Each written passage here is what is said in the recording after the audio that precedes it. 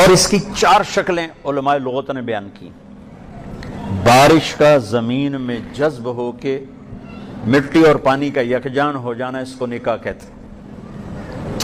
آنکھوں کا نیند میں اتر کر آنکھوں کو بند کر کے نیند اور آنکھوں کا یکجان ہو جانا، اس کو نکاح کہتے ہیں۔ درختوں کی شاخوں کا آپس میں یوں مل کر یکجان ہو کے چھاؤں بنا دینا، اس کو نکاح کہتے ہیں۔ عورت کا مرد پہ اعتماد کرنا، اس کو نکاح کہتے ہیں۔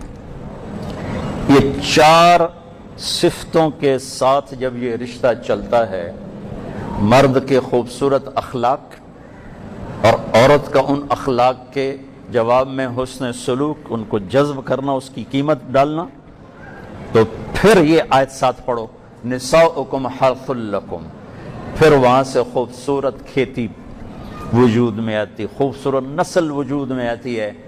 اور کھیتی ڈنڈے سے ہوتی ہے یا بڑے طریقے سلیقے سے ہوتی ہے؟ کوئی سوٹا چاہتے کھلو تو نکل کڑا کا نہیں تھا میں تیرا سر لا دے منا۔ ابھی کپاس چلی ہمارا علاقہ، سارے ذمہ دار سوٹے لے کے کھلو دلا نکلو ٹنڈے ہو، نہیں تو تھوڑی خیر نہیں آج۔ کبھی کسی پاگل کو دیکھا ہے کہ ڈنڈے کے ساتھ زراعت؟ میں تو ذمہ داروں کا بیٹا ہوں کہ ڈنڈے کے ساتھ زراعت ہوتی ہے۔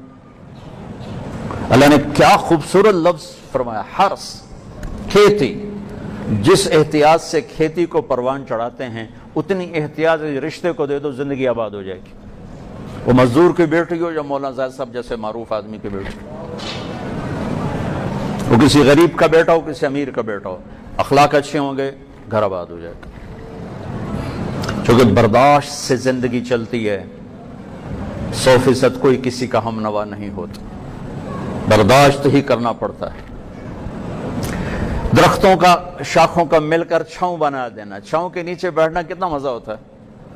جب ہمارے وہ بجلی نہیں تھی نا دیہاتوں میں، تو ہمارے والد صاحب اور ہمارے بڑے بزرگوں وہ شتوت لگوائے، شتوت اور ٹالی، ان کی چھاؤں ایسی گہری ہو جاتی تھی کہ اس میں بغیر وہ پنکھوں کے سارے بیٹھے ہوتے تھے۔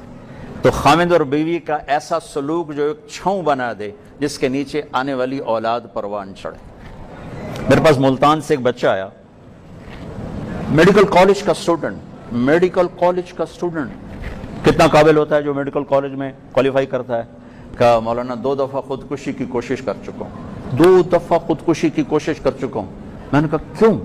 کہ میرے امی ابو بہت لڑتے ہیں آپس، ان کی لڑائی سے اتنا دل برداشت ہوں کہ میں نے 2 دفعہ خودکشی کی کوشش کی ہے، زندگی تھی بچ گیا، تو مجھے آپ کے بیان سننے کے ملے اس کے بعد، خودکشی کے بعد، تو پھر میں نے توبہ کی، میں آپ سے ملنے کے لیے آیا ہوں۔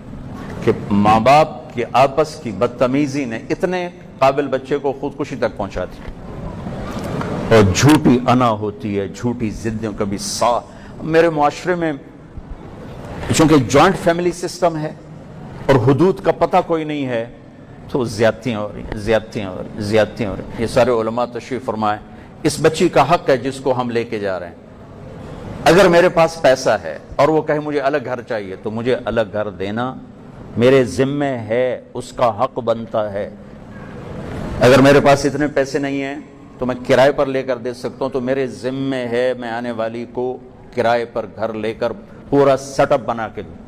اگر یہ میری ہمت نہیں ہے تو اپنے گھر میں ایک پورشن مکمل اپنی بیوی کے لیے پیش کروں۔ اگر اس کی بھی گنجائش نہیں تو 1 کمرہ، 1 کچن اور 1 ٹوائلٹ اس لڑکی کا حق ہے، جس میں اور کوئی کسی کا دخل نہ ہو۔ اگر اس کی بھی ہمت نہیں تو وہ روزے رکھو، تو تسبیح پڑھو، کسی دے دین لے کے برباد نہ کرو۔ میری ماں دی بھی روٹی پکا تو میرے ابے دی بھی روٹی پکا تو میری بہنوں دی بھی روٹی پکا تو میرے بھراواں دی بھی پکا، تے بولنا تو کوئی نہیں تو لتر تیرے سرے چوسی۔ لعنت ہے اس زندگی پر۔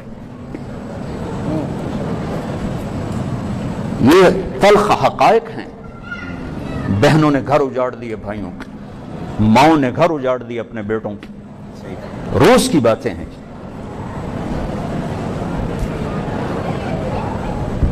لے جانے والا جب اتنی ذمہ داری سے کسی کی بیٹی کو لے کے جا رہا تو اس کے ذمہ ہے، ماں باپ کی طرف سے زیادتی ہو تو سامنے آئے، سامنے آنے کا مطلب ہے لڑائی کرے، اپنی بیوی کو بچائے۔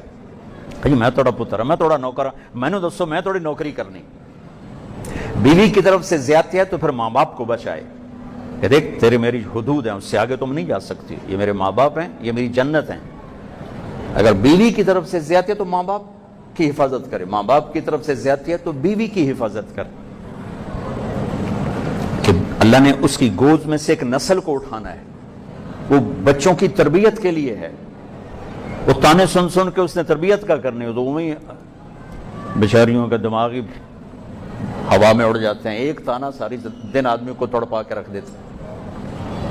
تو میرے بھائیوں، یہ بہت خوبصورت رشتہ ہے، اس کو خوبصورت بناؤ اخلاق کے ساتھ، بیوی اپنے خامند کے ساتھ اچھے اخلاق پر، خامند اپنی بیوی کے ساتھ اچھے اخلاق برتے، کبھی اونچ نیچ ہو جائے تو درگزر کیجیے، معاف کیا جائے۔ میرے نبی نے کہا سب سے بہترین مسلمان وہ جو بیوی سے اچھا سلوک کرتا ہو، پھر آپ نے فرمایا میں تم میں سے سب سے زیادہ اپنی بیگمات کے ساتھ اچھا سلوک کرتا ہوں۔ تو میرے بھائیوں،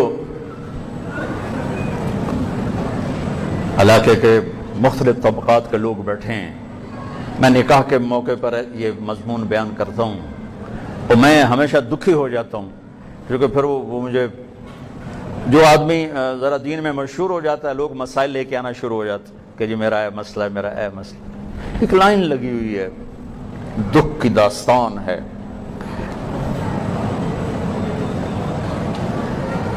میں یہ نہیں کہتا ہوں کہ جانے والی اپنے خامند کے ماں باپ کی خدمت نہ کرے، ضرور کرے، وہ اس کی اپنے ماں باپ سے جدا ہو گئے بھی ان کو اپنا ماں باپ بنا لے، لیکن اخلاقی فریضہ ہے، واجب کوئی نہیں، ذمہ کوئی نہیں۔ اور ساس سسر سے کہتا ہوں آنے والی کو اپنی بیٹی بناؤ،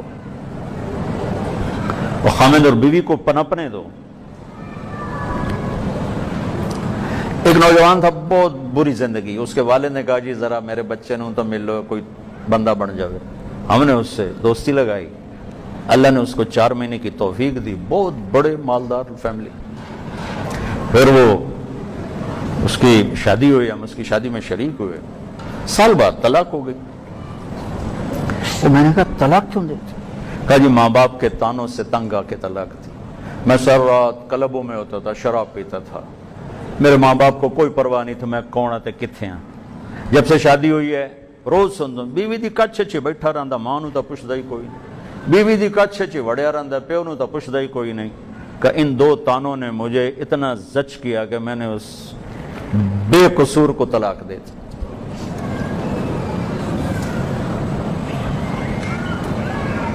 بھائیو،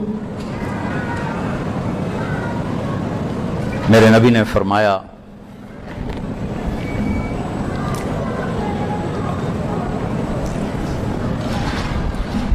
النکاح من سنتی، یہ میری سنت ہے، فمن لم يعمل بسنتی فلیس منی، وہ مجھ سے نہیں جو میری اس سنت پہ عمل نہ کرے۔ علماء عزاب پوری ایک کتاب ہے، جن علماء نے شادی نہ کی، ابو الفتح ابو غدہ رحمۃ اللہ علیہ نے ان کو جمع کیا۔ ایک بڑے ہستی تھے، ان کا انتقال ہوا، شادی نہیں کی، وہ خواب میں ملے اپنے کسی کو، کہ حضرت کیا ہوا؟ کہ بخشش ہو گئی۔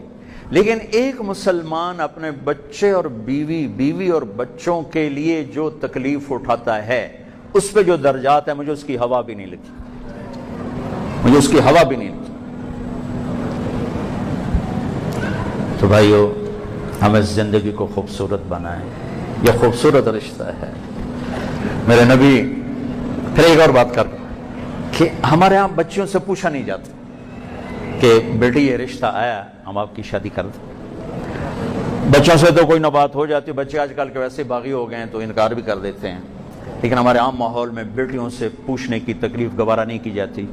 بابے تیرا رشتہ ایسے کر دیتا ہے، ٹھیک ہے جی۔ اب بغاوت ہے، اب طلاقوں کی شرح بڑھ رہی ہے کہ ہم اپنی بچی جس نے زندگی گزارنے اس سے پوچھتی نہیں۔ حضرت علی رشتے کا پیغام لے کر آئے، آ کے چپ کر کے بیٹھ گئے۔ آپ کو تو پتہ چل گیا تھا، کیوں علی کیسے آئے؟ چپ، اچھا فاطمہ کے رشتے کے لیے آئے ہو گئے؟ اچھا انشاءاللہ، اور یہ کہہ کر اٹھ گئے۔ حضرت علی باہر نکلے تو صحابہ بھیجنے والے عبد الرحمن بن عوف تھے، چونکہ ابوبکر عمر کو انکار ہو گیا تھا، ابوبکر نے رشتہ مانگا، انکار، عمر انکار۔ تو عبد الرحمن بن عوف رضی اللہ تعالیٰ عنہ نے کہا علی تم جاؤ. کہا میں تو فقیر ہوں, میرا تو گھر بھی اپنا نہیں, مجھے دے دیں گے, کہاں تم جاؤ. تو یہ قصہ ہوا. انشاءاللہ باہر نکلے تو ساتھیوں نے پوچھا, صحابہ نے, کیا ہوا؟ کہا انکار ہو گیا. کہا کیسے؟ کہا کچھ بھی نہیں بولے. تو عبد الرحمن بن عوف ہی کہنے لگے کچھ تو کہا ہوگا. کہا انشاءاللہ کہا تھا. کہا بس ہو گیا, کیونکہ نبی کا انشاءاللہ ہاں ہے. اب یہ انشاءاللہ کیوں کہا یہ بتانا چاہتا ہوں. اور پہلے میں نے حدیث کیا سنائی تھی, میں نے جہاں شادی کی, میں نے جہاں بیٹی دی, پہلے آسمان سے وحی آئی, پھر میں نے کہی ٹھیک ہے. گھر تشریف لے گئے, بیٹی فاطمہ, علی کا رشتہ آیا ہے, کر دوں؟ اللہ اکبر, ہاں کر دوں. جبریل کے بعد ضرورت تھی, جبریل نہ بھی آتے تو میرے نبی کی ہستی کے سامنے, اور فاطمہ جیسی بیٹی ہو, جنت کی عورتوں کی سردار فاطمہ, جس کے بچے حسن حسین جنت کے نوجوانوں کے سردار ہوں, کوئی گنجائش تھی کہ وہ کہیں گی نہیں؟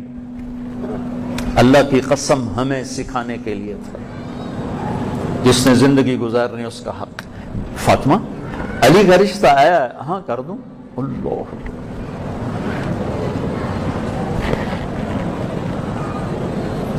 حضرت فاطمہ نے ہاں کی. اب باہر تشریف لائے, کہا علی بلاؤ, لوگوں کو بلاؤ. لوگ سارے اکٹھے ہو گئے. اصل کو یہاں بیٹھا ہے سامنے, ایسے ممبر پر آئے. کہا لوگوں, جبریل میرے پاس اللہ کا پیغام لے کر آئے ہیں کہ میں اپنی بیٹی فاطمہ کا نکاح علی کے ساتھ کر دوں. پھر پوچھا, پھر ایک خاتون کہنے لگی میرے رشتے کی بات آتی تھی اور میرے ماں پہ دوے کمرے چ بہ کے گلاں کر دے ہیں, جے حیاتی نہیں بامنی اس کو لک کے گلاں ہوندیاں پیاں, اور اسے تو پوچھو بیچاری گائے بھینس تو نہیں ہے.